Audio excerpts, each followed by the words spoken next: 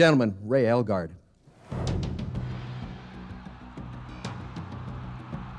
Ray is one of those players that when you play against him, you hate him.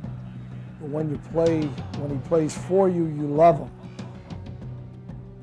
He had the unique ability to not only make big plays, but to always make them at critical times. Born in Edmonton, lived there till I was about 11, had 5 kids in my family, 2 older brothers, 2 older sisters, so I was the runt of the litter. Everybody in my family was big, like both my brothers were bigger than I am, they're like 6'7". So I think everybody played sports, but I was the one that really, was doing kind of everything. Doing the hockey and the soccer and the rugby and the football and all this stuff. Ray Elgaard quickly realized the stuff he liked best was football. He played for the University of Utah and then at the age of 23 was drafted by the Saskatchewan Roughriders. Then when it happened, I was like, hey, great, I'll go up there and I'll do the same thing I've been doing here, except I won't have to go to class and they'll be paying me for it. So in my life at the time, it was a great thing. I mean, I was just kind of wandering around in life at that point. So it was a great opportunity.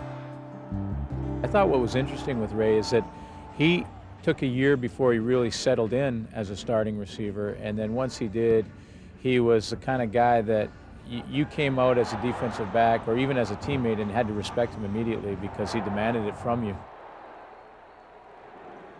Ray would play his entire 14-year career in Regina at slotback, earning 3 Shenley Awards as Most Outstanding Canadian. Watching him play football and watching, I think he invented the slot back position.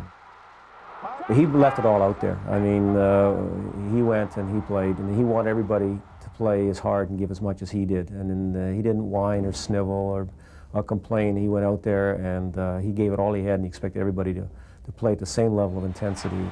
And the opponents always used to believe that they could get up and jam Ray because they didn't think he was very fast. And then he would swat them aside like they were some kind of mosquito or a bad habit or something. He'd just swat them to the side and take off. And I truly believe that it was his leadership in '89 that really put us over the top. And in what was a very trying year, it was Elgaard's leadership and some of the other guys with him, but Ray prominently, that was the guy who put us over the top and won us that championship. When I retired in '96, we moved to Las Vegas, and we bought a home here and live in a nice community here that's got swimming pools and basketball teams and just a real nice, fresh community. First thing I do every morning is get on this computer and go to canoe.ca, check out Slam Sports, and see what's going on in Canada. I'm a financial advisor for a national brokerage firm here called Morgan Stanley. For the most part, I do that for professional athlete clients here in the United States. So hockey players, football players, baseball players, that's what I do. He's made Hall of Fame placemats, so we eat on those every night at dinner.